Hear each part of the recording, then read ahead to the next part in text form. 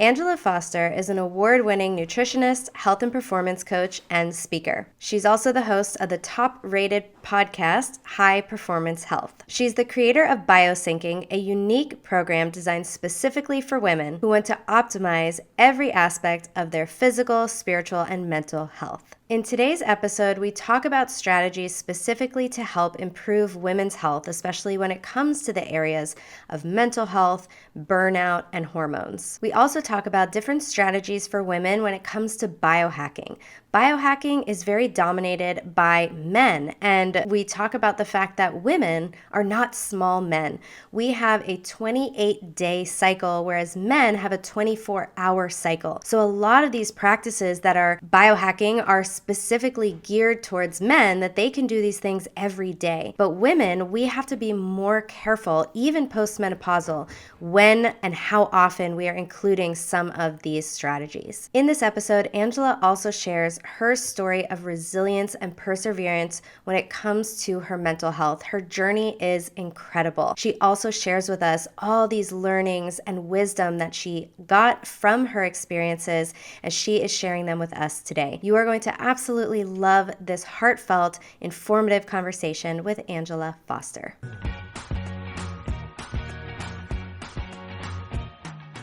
Angela, I am so excited to welcome you to the Unlock the Sugar Shackles podcast. Thanks so much for being here.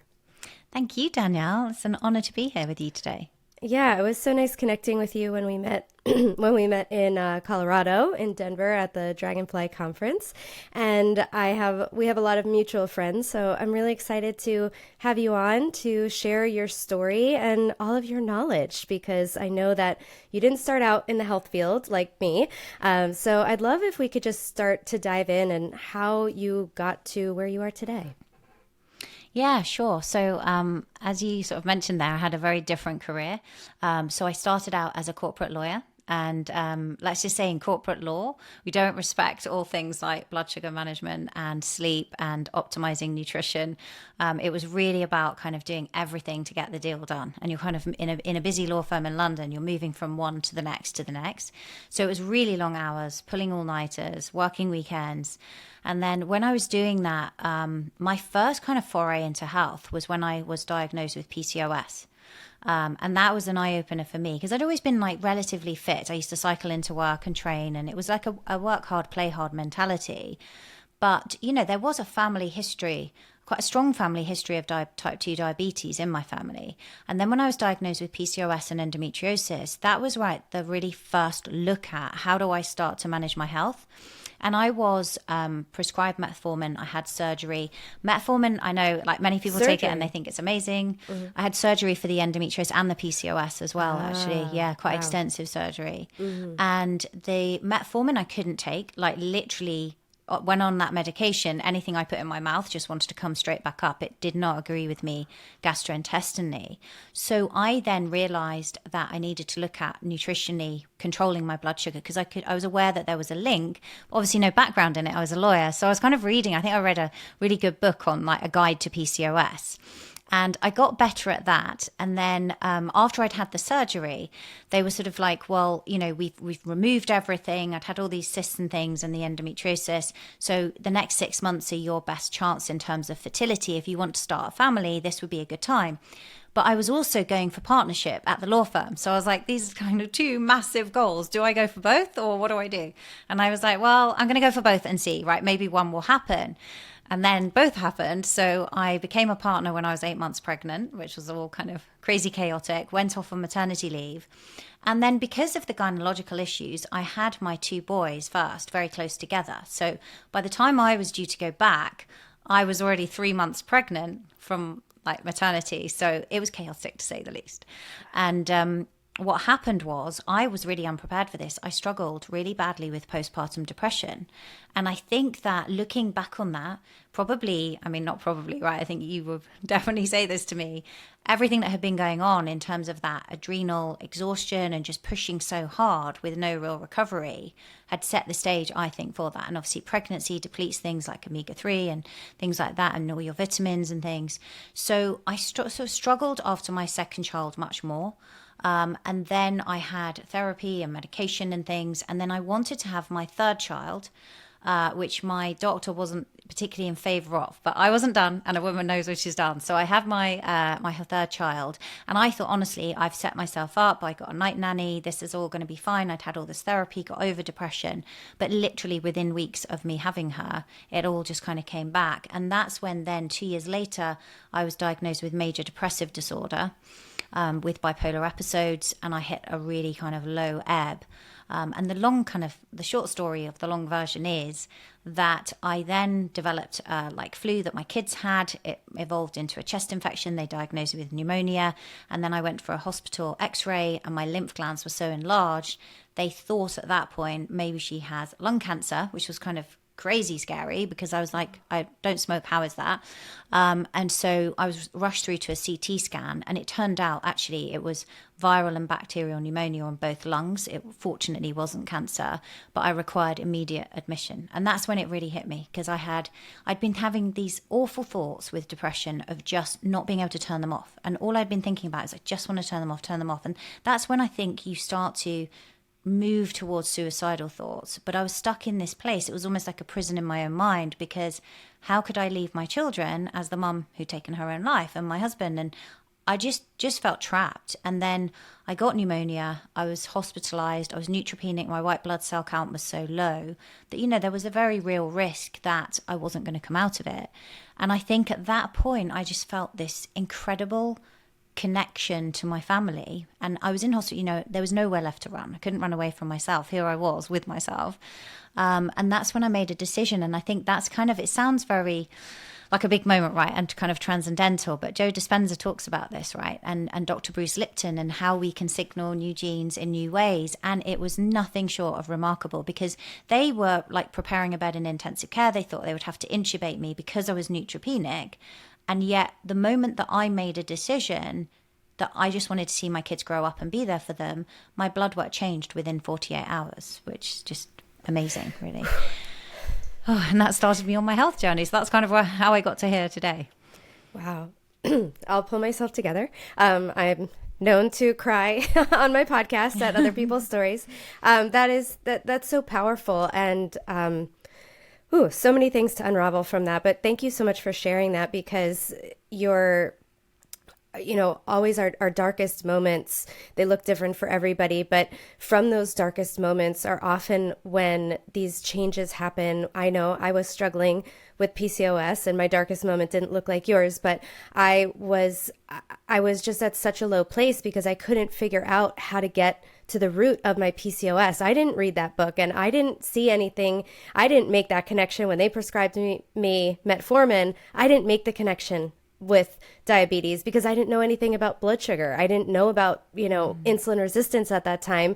And so I couldn't get to the root of it. And I just said, I never want anyone to feel as hopeless as I do, that, I feel like I'm doing everything right. And yet I still keep, gaining weight, and my skin keeps breaking out. And I just felt like I felt like I ate the healthiest diet in any room I walked into, yet I had nothing to show for it. And I felt so ashamed, and I felt like my body was turning on me, and we could feel in these really dark places. And that's often where this huge shift happens. So it's so incredible that your mindset and your will to live and excuse me, your will to live and be well and be there for your children. And then that's where we start to see that change in blood work. And to someone who's maybe not familiar with that, it's very believable and sort of obvious that would happen to me, because I know how tied our thoughts our thoughts are so tied into our well-being. And I thought a couple of weeks ago, I was like, I haven't gotten COVID. I only got it one time, and I got COVID last week. And I'm just like, of course, I thought about that. Yeah. Did I? Yeah. Okay. So where to go from here? So after you had that, that shift, and you decided, I want to get well, what happened from there? What did you start focusing on? What changed for you? So that was when the journey began, right? Because it's one thing to say, I'm going to make this decision, I want to see my kids grow up. But I was at such a low ebb, right? Physically, very sick, and mentally pretty broken. And I'd lost any kind of spiritual connection. I'd been raised in a kind of quite a strict Catholic upbringing. So I'd sort of departed from that because it was more about religion. So I had to kind of reconnect with myself on every level, spiritually, physically, and mentally. So when I came out of hospital, one of the first things I did was to go and see a functional medicine doctor and say, right, I've got to get well, right, I've been so sick. And I was obviously doing therapy at the same time. From a medication perspective, they'd been switching over drugs because I'd got to the point where the antidepressant medication obviously wasn't propping me up. That's how I'd got to such a state, despite all the therapy. And so I was there's a hospital called the Priory Hospital for mental health here in the UK. And I was under a psychiatrist there who was switching medication. And I was on some pretty strong antipsychotics in addition to antidepressant medication. And so they were trying to sort of stabilize my mood. And meantime, I was working on everything from a nutritional perspective and also from working with a psychotherapist to actually help me reframe my thoughts. So there were multiple pieces to it. And that was when I came across Dr. Joe Dispenza's book, Breaking the Habit of Being Yourself. And I was like, oh my God, I've got to break the habit of the old me if I want to see my kids grow up and create a new self. Which sounds amazing, right? But it's actually quite a hard process to do. And I think that's why, a bit like you, Danielle, like you inspire, so many thousands of women across the world to take charge of their health and their hormones and their blood sugar. For me, it inspired me. How can I help women stop the cycle of energy highs and lows? How can I support their mental health and help them step into the best version of them? But that had to evolve. This was back in 2014. I wasn't there then. Do you know what I mean? Oh, yeah. So I was on this journey, and I think at that point, even though I was seeing a psychotherapist, Byron Katie's work was very helpful to me. Just, she talks about doing the work and her kind of questioning. And it took effort because I like to compare it to a cornfield. If there's a well-trodden path that all the walkers and the dog walkers are going down, it's very easy to follow that route. And effectively, you've got to let the grass grow up there, because from a neurological perspective, it was very easy for my brain to go down that kind of depressive route. And then I had to forge a new path. I think what was really difficult to manage, and this is where I would say for anyone listening, I know some people feel medication is a bad thing or they don't like the fact they're on medication. That was the only way to stabilize me, because when you're having these highs or sort of bipolar type episodes, I think what's so devastating for you and your family is that when you're well, you're so well. And you're almost like so hyper that you can do everything. I was like super mum. And what we learned over time is that those episodes were always preceding the biggest crash. So one of the things was to stabilize me. Now, as I got better and better and I'd worked on my nutrition and my sleep and everything else, I eventually arrived at a point where I was just numb, right? The meds were I couldn't feel anymore. So yes, I wasn't feeling depressed, but I also wasn't feeling the highs. And that's when I wanted to come off. My psychiatrist was absolutely against it and said, you'll be on medication for life, because this was still 5 years later. And you can't, when your youngest is 7, you can't really call it postnatal depression anymore. Do you know what I mean? It's gone well beyond that stage. But I fortunately had a very understanding GP who said to me, I will work with you and we do this only once. And if we can get you off the meds. And so it was a very slow transition. And I think that, I would never advise anyone to do this, but for people who might be thinking about it, you do end up experiencing depression, or I found, with every reduction in that dose. And I don't think there's enough awareness around that. And so to come off 2 medications it took almost 12 months, because I had to come off the antipsychotic first, get that completely down to 0, and then slowly transition off the antidepressant. And I think all the healthy lifestyle behaviors, and definitely as someone with PCOS, supporting my blood glucose as a part of that, had to be in place, I think, to really help me to do that. Yeah. Wow. That's it. It seems like such a journey to come off all these medications. And thank you for sharing that piece. I had actually a client, Kathy, who was in my blood sugar mastery program, and she signed up for the program because a friend of hers did, and they did everything together.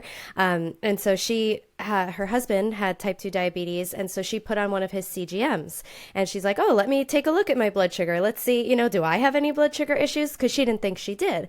And it turns out she had pretty severe hypoglycemia and was having lots of hypoglycemic episodes. And she happened to also have a diagnosis of bipolar, and she was on 5 medications. And after she went through my program and just by the grace of the universe, found out that she had hypoglycemia and we fixed that, she was able to wean off of all 5 of those medications. Amazing. So Wow. it's just unbelievable. And I'm right now in the middle of reading Dr. Chris Palmer's book, Brain Energy. And so this concept of how our metabolic health is our mental health. Have you read the book?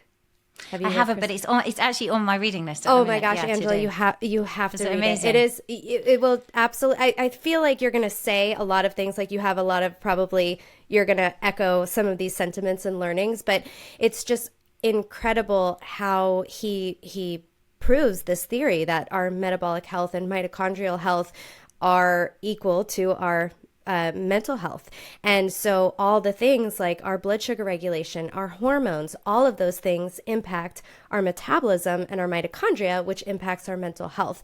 So what are the role that you saw with, let's talk about these highs and lows. And so I liked how you brought up, you can numb yourself from all the bad stuff, but you also numb yourself from all the good stuff. That's, I listened to, do you know Tara Brach? She's an amazing, Yes. yeah, she's an amazing teacher and psychologist. And she always talks about you can't like selectively numb out bad feelings because you'll just dampen all of the feelings, the good ones and the bad ones. And so that's what you were experiencing. And, obviously that's no way to live, is feeling numb.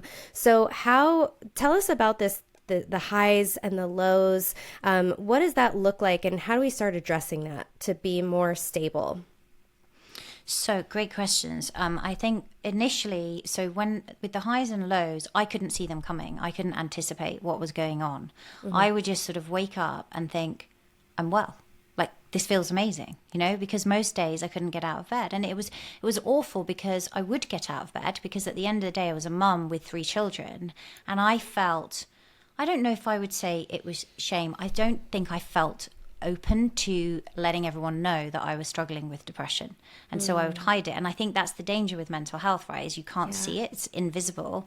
And so people do hide it, and they hide it very effectively. And often that's why, that someone can take their own life and people say, I never saw it coming, because they're putting on this brave face. But behind closed doors, you don't see what's going on. And, I feel bad to say that it used to take my son some days an hour and a half to get me out of bed so that I could take him to school. And that's just kind of heartbreaking. And, the other end, the corollary of that is at the end of the day, because I had so much trouble sleeping, I would be having a few glasses of wine. I wasn't an alcoholic by any stretch, but I would have a couple of glasses of wine just to, again, numb out, because the medication at that point wasn't really touching me enough. And I think when they started the antipsychotic medication, they put me on a small dose to complement antidepressants, but they ended up 5xing that dose. That's the thing, It was like, okay, this isn't enough, so we'll double it. And now we'll double it again. And then some more. And that's when it came too much. So they found a stable dose. Now, initially, I was just grateful for the stability because it opened me up to do the work with my therapist. It's very hard when you're swinging to do that. And I think that medication is a great tool for helping you do the work. Then I had to analyze my thoughts. And I think one of the most liberating things is realizing you are not your thoughts. I think we can think we are.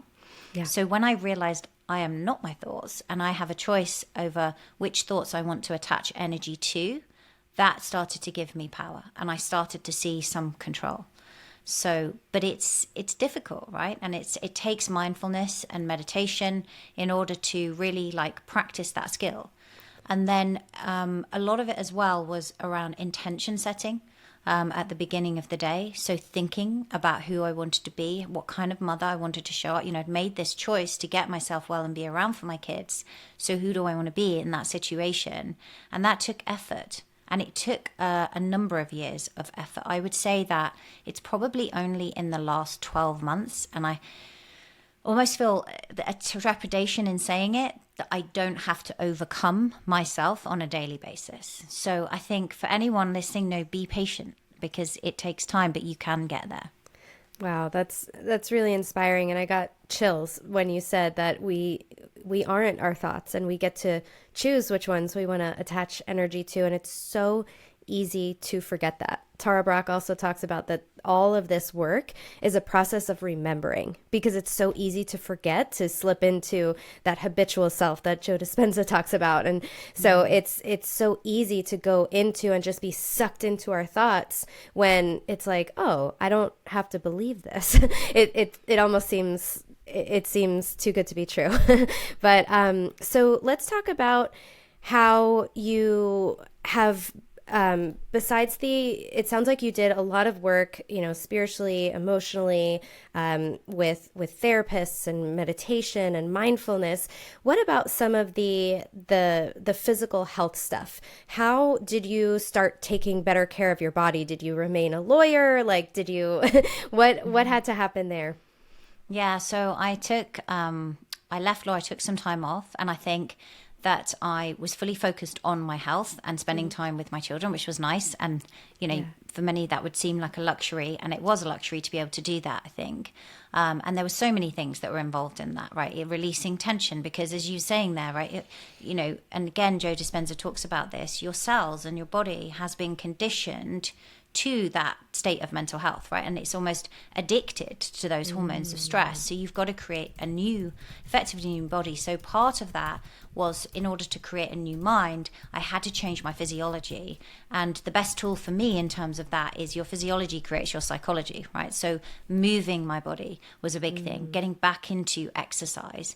And that's when I really got into an almost daily pattern of just exercising, starting out with a trainer. It doesn't have to be intense every single day, but physically moving my body to create that energy. And I find that those endorphins, because when you're vulnerable and you've had a kind of 10-year period of depression, you're going to need help elevating that serotonin. So exercise plays a huge part because it releases endorphins, as you know. Cold exposure is great, releases dopamine, but also just getting outside for like serotonin, getting access to morning light, that made a big difference. So, working long hours as a lawyer, you could go in the dark and get home and it's still dark. And that plays a part in your mental health. So accessing light made a big difference as well. Red light therapy, so many of these things that we talk about, right, in terms of biohacking, they all kind of came together. Yeah. Can you share more about the light piece? So like the red light, do you use like a vitamin D lamp? I know you're in the UK. I know it can get cloudy and rainy there. So what do you do specifically with your light environment? So for me, I tend to go out in the early morning light. Now in winter, that's difficult because in summer, I love to see the sunrise and the sunset. Yes. In actual fact, seeing the sunrise gets harder in summer because it becomes earlier and earlier, like 4 a.m. So we kind of really swing in the UK. Right now, it doesn't get dark till 8 o'clock in the morning. So that makes it quite tough. And I think, there's a lot of evidence that going and seeing the colors that you see in light at sunrise and sunset is very helpful for circadian rhythm. And I had to work on my circadian rhythm because one thing with depression is your sleep becomes very disrupted. And that was actually one of the first signs I would notice each time I had it after each child was it was almost like a scrambled computer program in my brain. I couldn't sleep. That was one of the first symptoms, was an inability to sleep. So getting access to early morning light, but also just spending more time outside, more time near to windows and things, even though you don't get the full spectrum of light, just to let as much in as you can. I try to spend 45 minutes every day outside exercising, whether that's walking my dogs or doing something else, just to be outside and get access to that light. And I've found that's made a huge difference. I haven't needed a sad lamp because I've had the flexibility with my business to do that. Red light therapy, I think, is just amazing for all-round energy enhancement. So that has been, part of my protocol. And also things like infrared sauna have been really helpful. But I think for the most part, people listening to this may not have access to these tools. Actually, the light of the sun is what you need, right? From an ancestral perspective, that's what we would have had. Yeah, and all these things that we do inside are trying to mimic, the loss of the light. So the extra red light, there is red light in the sun, right? And there's those bright blue tones that we need during the day. A lot of people might hear me talking about the benefits of blue blocking glasses. We don't want to block out blue all the time. Only when it wouldn't be present in sunlight is when we want to be blocking those. But we really need to embrace those bright blue tones during the day because they help create cortisol. They help turn on and off specific genes and specific hormones that should be occurring at that time. So the circadian rhythm is this idea of syncing it's getting the timing right of when everything should be happening. We don't want you to, like, we want the timing of the melatonin to be when it's time to go to sleep, right? We don't want that happening in the middle of the day so you can't get up, so your cortisol is so low and you have all this melatonin that you're like falling asleep during the daytime. That would be inappropriate, right? So we need these things to fire at certain times. We need to digest our food at certain times.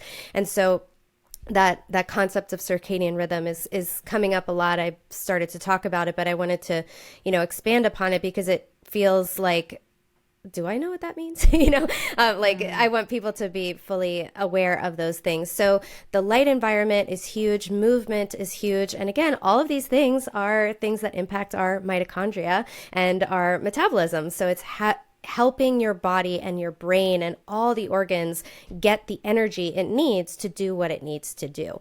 So that's really awesome. And you also talk about heart rate variability quite a bit, right? So can you tell us more about that and what that even means and how we should impact that? Yeah, for sure. And I think with heart rate variability, so for people listening who might have heard, I don't know what that means, your heart tends to beat, most people will know what their pulse is, all right, or it's very easy to find on your wrist. So if we think the average person's pulse is 60 beats per minute, we wouldn't expect the heart to beat rhythmically as 1 beat per second. It doesn't look like that. And anyone who's watched or seen someone in hospital or watched a hospital TV program, you can see it going kind of all over the place, right, when someone's hooked up to a machine. And so when you look at heart rate variability, generally speaking, the higher the variability, then the better your vagus nerve is operating, and that sympathetic drive, where we're in that more sort of stress state, is communicating with the parasympathetic nervous system. So those two systems are working well together. And so when we look at heart rate variability from a health and performance perspective, what we're really trying to assess is what's the capacity of that individual at any one time. And that can be an early warning light, should I say, that actually you're pushing the envelope too hard. And I think had I had access to that information when I was practicing as a lawyer and I'd seen just the devastating impact the all-nighters were having on my health, on my sleep, on my heart rate variability. We know, for example, that circadian disruption is present in 100% of mental health cases. So that would have played a part, I think, in the mental health issues I was seeing. And when my kids were born and I wasn't sleeping, huge part. So heart rate variability helps you to see, well, how am I holding up? What's my adaptive capacity, if you like? What can I bring to this situation? And if we see it dropping, then we know we need to introduce more recovery. What's really interesting is that when we work in our program, we use some technology called First Beat, and that's Finnish technology. That's an ECG grade medical device. And so we can actually see what's happening moment to moment in terms of someone's HRV. So instead of getting an overnight reading and then you're trying to sort of understand exactly with or something, like, how did I end up here? Why is it tanked overnight? I don't really get why. We can take a series of assessments and see, actually, this is what's happening in the day. And what we tend to see is some of the daily habits or the presentation you have during the day gets mirrored at night. So if someone's very, very stressed all day and they're all very sympathetically gauged, right? Not all stress is bad, but they're just going from one meeting to the next, for example, we see that then if they've not had enough downtime, not just in the evening, but also intraday recovery, then we see that their sleep is not as settled. And so there's that level of activity going on at night. So just by introducing micro recoveries, and Microsoft did some research on this where they put EEG caps on people and they assessed two groups of people, one group where they were going from 30-minute meeting to 30-minute meeting back to back, and they looked at the level of their beta brainwaves and how much they were speeding up and becoming faster and what that activity looked like in the brain and how they were displaying signs of stress, versus people who had a 10-minute break between 30-minute meetings, and it was a very different presentation. So we can look at those by taking assessments. We can see what's going on from a heart rate variability perspective, which is also very informative. It's not EEG, but it's very informative, and help people to introduce changes that are going to stop those cycle of energy highs and lows, right? Stop that excessive sympathetic drive and bring them more into balance so they have a greater capacity, and it's also improving their health. Yeah, that's really helpful. And I tend to notice that I will, when I'm feeling, because I don't have, the mental health issues, but I tend to work myself into the ground. Is that the way to say it? So it's Typical like this entrepreneur. yeah. So like, yeah, exactly. So I like when I have energy, I use my energy to the max, and then I get sick and burn myself out. And then I'm like, oh, I have to take a break. So this highs and lows, I feel like I very much relate to it, not necessarily in like a mood sense, but in a like working myself and just not taking breaks. So what can someone do like me, who is a, high performing kind of person who always wants to be, working and being productive? What can someone like me do to help maybe prevent some of this burnout tendency or like overdoing it? Such a good question. So, and I think the thing is with a type A personality, right, is if you're anything like me, you almost have to schedule the recovery because you're like, oh, yeah. I don't feel like it. Yeah, yeah, exactly. And then your body's like shut down. So I think by measuring heart rate variability, you can start to understand. So it's really interesting because many people will have heard, right, that hydration makes a difference to heart rate variability, which it does, right? Mm-hmm. Having really good nutrient status is going to be helpful in terms of vitamins and things. Managing your blood glucose is really important in terms of energy and all of those things, right? All of these things are important. But what we've found as well is being in resonance is also very important. So when we look at program members and we assess, help them put in place their goals and define those goals, and then look at their values, and we go through an exercise where we see, are your values in alignment with your goals?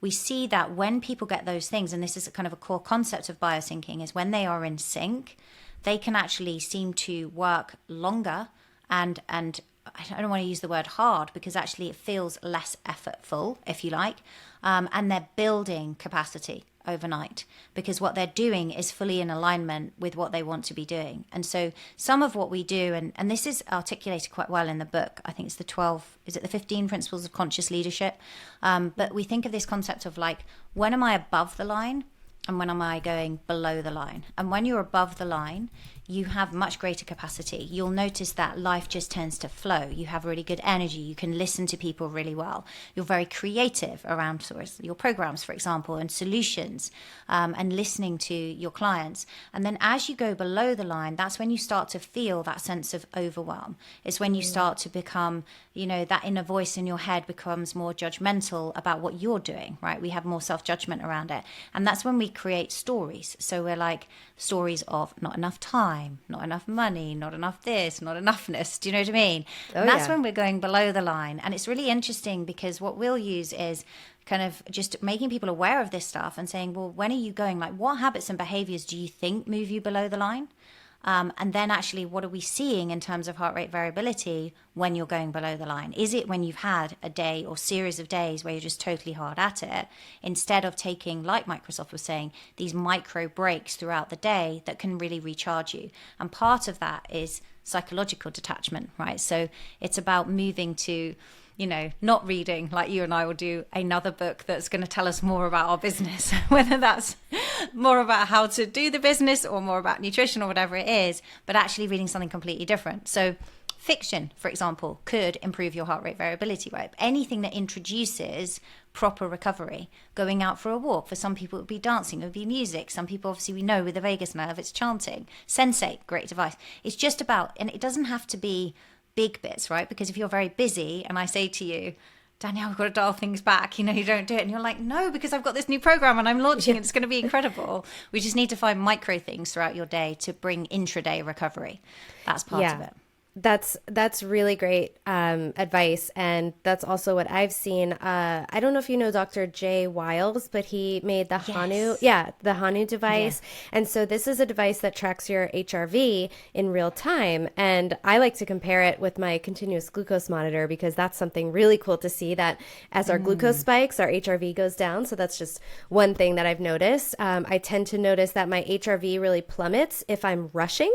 So that's one of the if I'm like late to get somewhere, it's just like, oh, I have to hurry up and get ready and put on my makeup and do that will totally tank my HRV. And I also notice that if I'm very stressed during the day, whether it's because of work or anything, whatever, my HRV will be really low at night.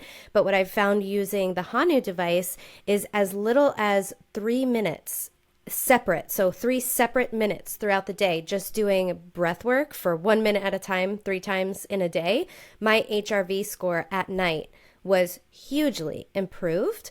And so that's just like what you're saying. That's you're saying that you can do these little micro breaks, and it's like the only kind of snacks that I approve of are movement snacks and, breath work or recovery snacks, where it's like these tiny little bits throughout the day. So you don't need to do like, an hour meditation, because I'm not fitting an hour meditation into into my day, most likely. Yeah. I mean, I do go to I do go to restorative yoga classes, which forces me to take that restorative break and do some mindfulness, which I love because I need to be forced to do it, to force to sit still, because that's not my default. You sound a lot like me. Yeah.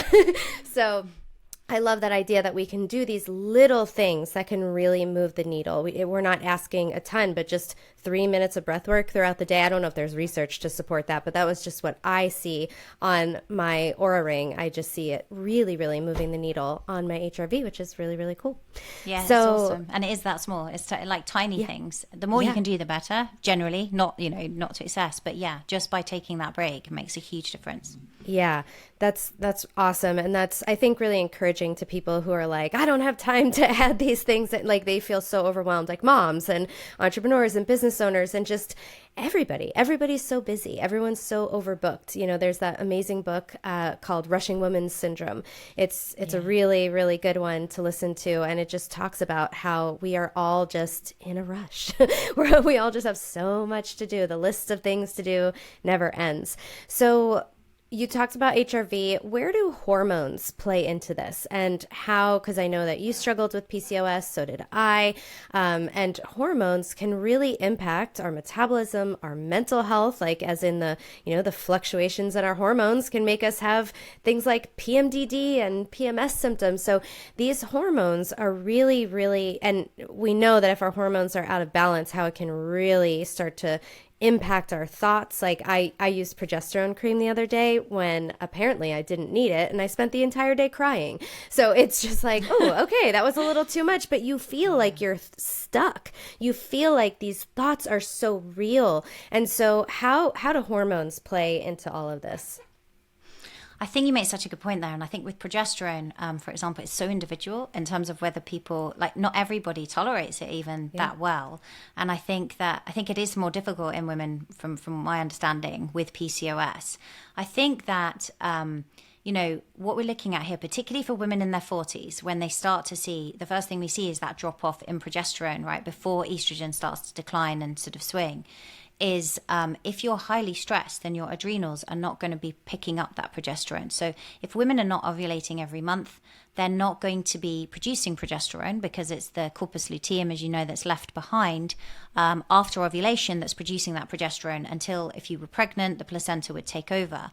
And so if women are having anovulatory cycles, whether that's through PCOS or through things like perimenopause, progesterone is going to be lower. And if they're highly, highly stressed, the adrenals are pumping out cortisol instead of kind of assisting with that progesterone. So it comes back to what we were saying in terms of managing stress. I think that's absolutely key.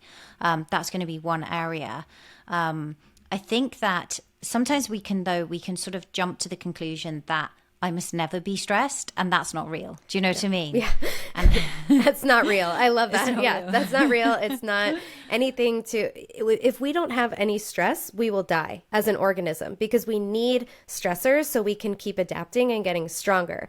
But it's that overabundance of stress. That's what are we saying yes to that we should be saying no to? Where are we not asking for help as women?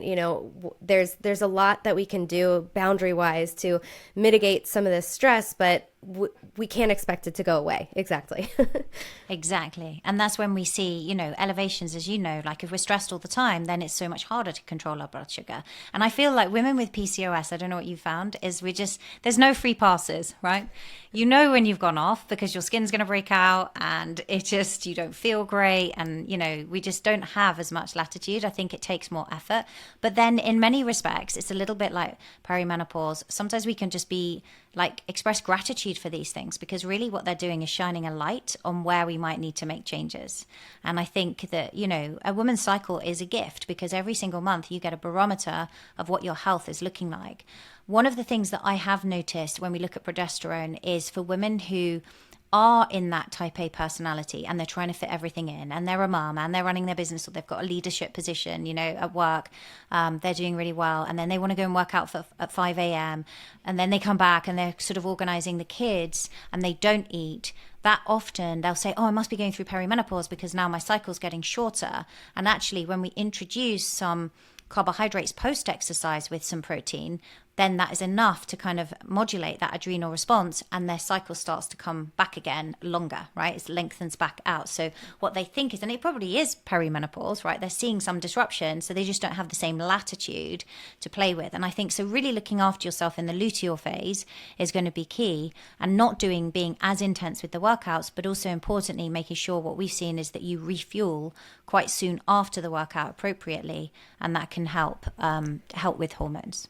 Yeah, I think that so many women are so now afraid of things like, oh, it's like, I better fast. And I'm so confused because there's so much advice out there. I don't even know what to eat. So I'm just not going to eat anything. I see this happening all the time. And then these extra busy, extra stressed women are not, they're not fitting in the time, which is understandable. No one's being blamed here. It's understandable that they're like, well, I have to just feed my kids. I don't have time to feed myself, so I'll just pick a little bit of something.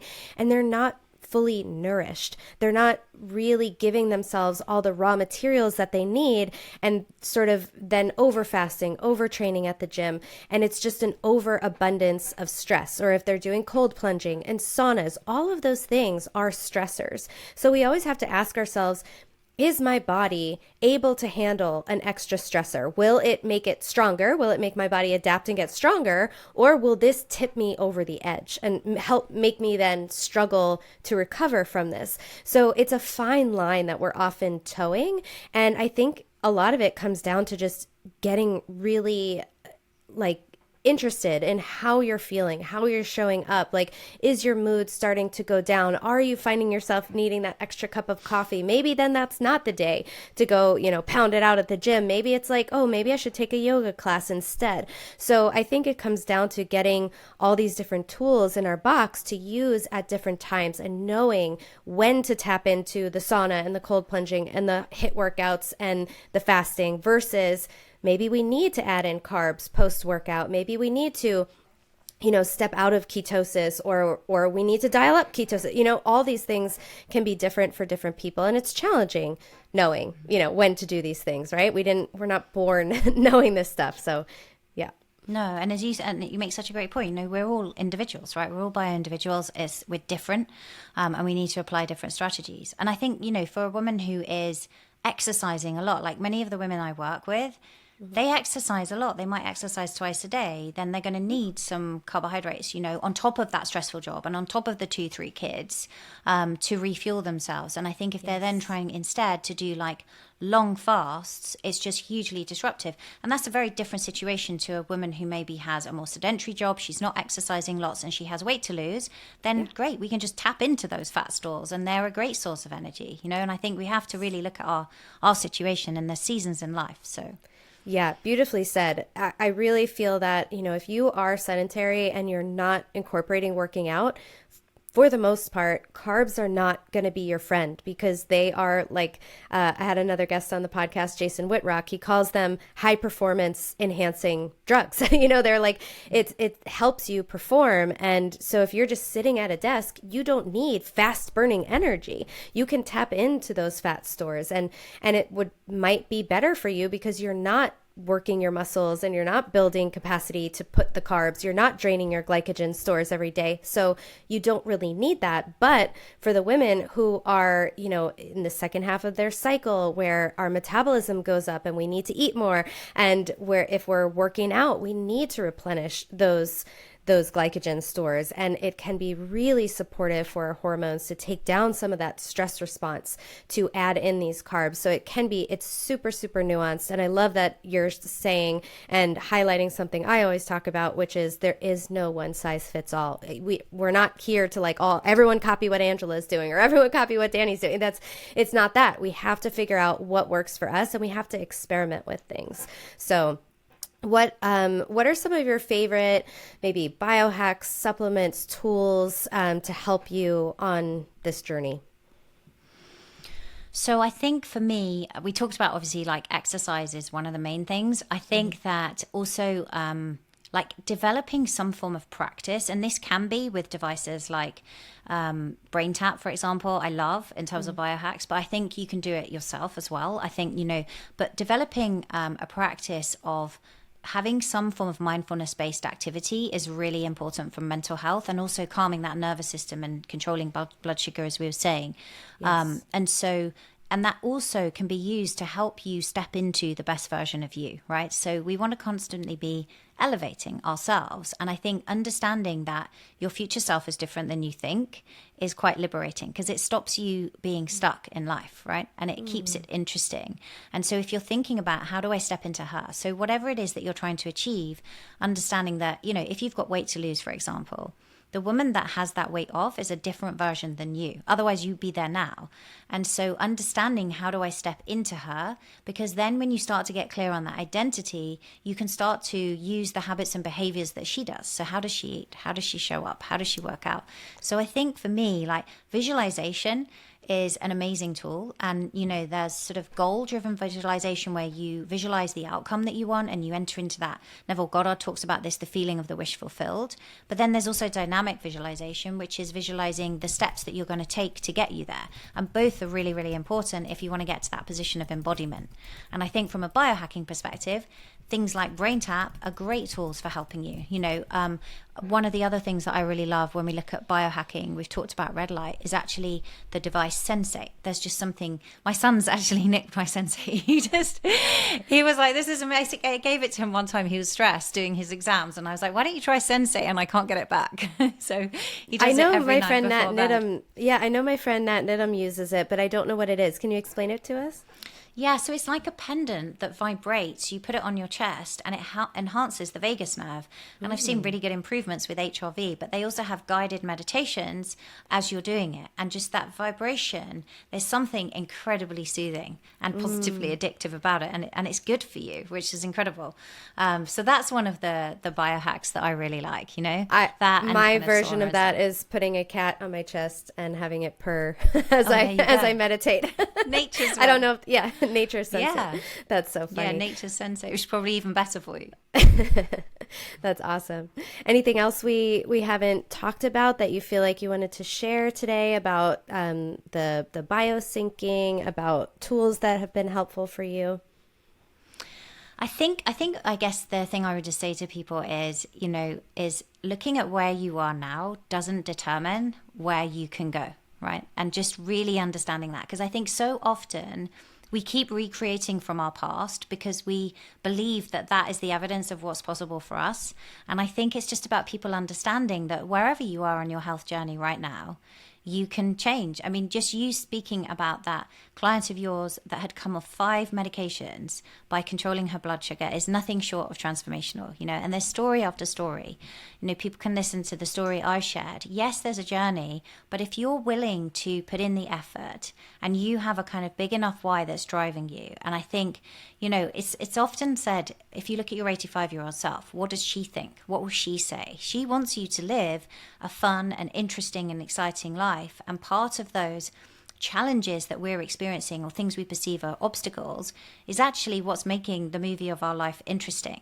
And so I think sometimes it's just about understanding you got to roll a little bit with the punches, and just kind of go with the flow. It's kind of that hands up on the roller coaster effect to a degree in order to be able to enjoy life. And so we, in our program, we have this concept that to help people control the process. So you might be visualizing the outcome you want to achieve, but then people get hung up on like, well, when is it going to happen? When will I achieve my goal? When will I lose weight? When will I do this? When will I make that $1 million? All of these things is how can you control the process? And so we have a technique called cap off your day. And essentially we remember peaks and ends. So if we might have had a great day that was going really, really well until something happens in the afternoon, and then it goes wrong, that's going to be what we remember, because we remember peaks and we also remember ends. So how can we powerfully control the peak end experience, right? And create that at the end of the day. And so the cap is essentially, the C is to celebrate. So you celebrate your wins, no matter how big or small. If you got out in that early morning light, that's a win, right? It could be something big, could be something small, but you also celebrate, what did you learn? So anything that came up is an opportunity for you in terms of your personal growth. So what did you learn? So we celebrate the wins and the learns.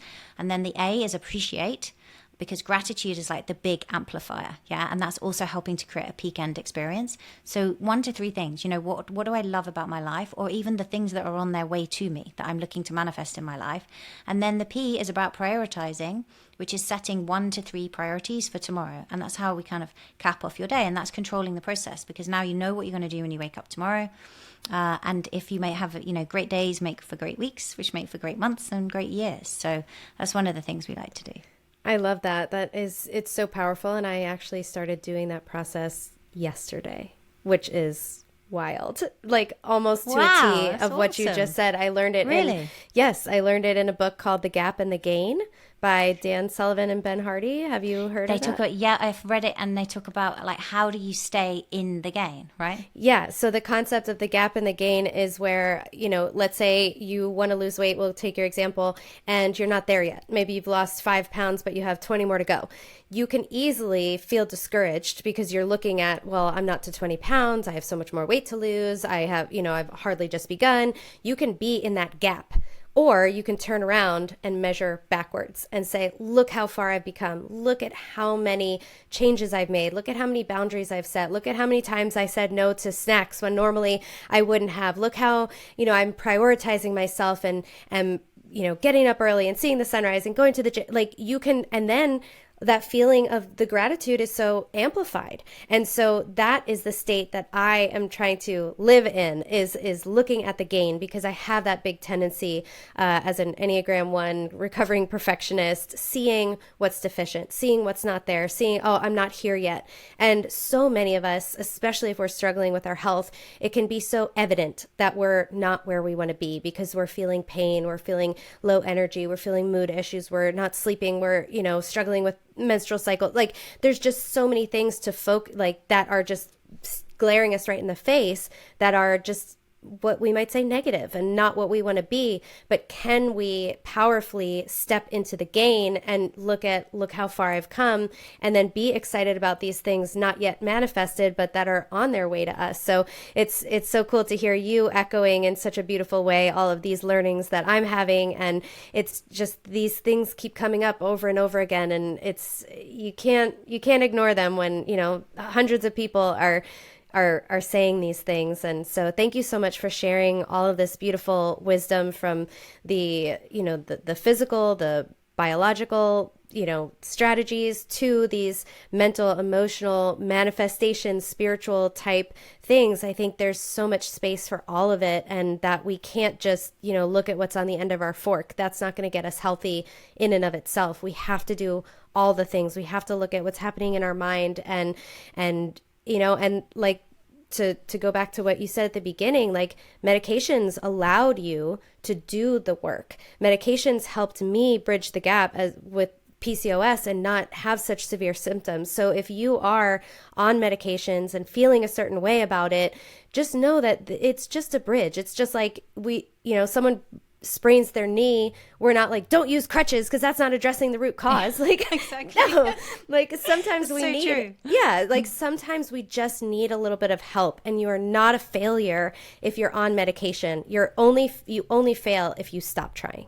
So hopefully we can, you're super inspiring, Angela, and thank you for hopefully giving a lot of people listening this drive to that. Even from our darkest moments, we could be having this dark night of the soul, and we can still climb our way out. And there's so many tools out there. There's so many people. So how can people start working with you if they feel drawn to your message and knowing that you are the person that can help them?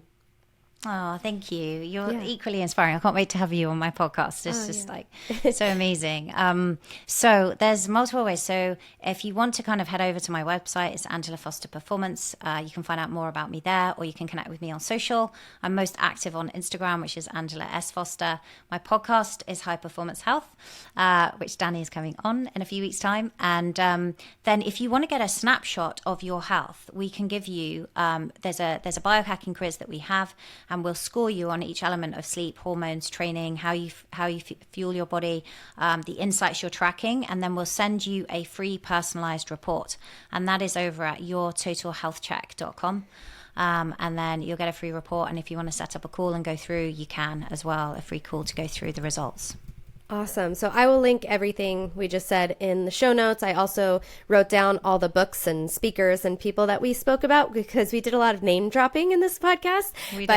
All of these amazing teachers who and books and materials. So I will link all of those as well. So thanks so much for being here, Angela. It's been fabulous chatting with you. My pleasure. You too. And thanks for having me on, Danny. Yeah, absolutely.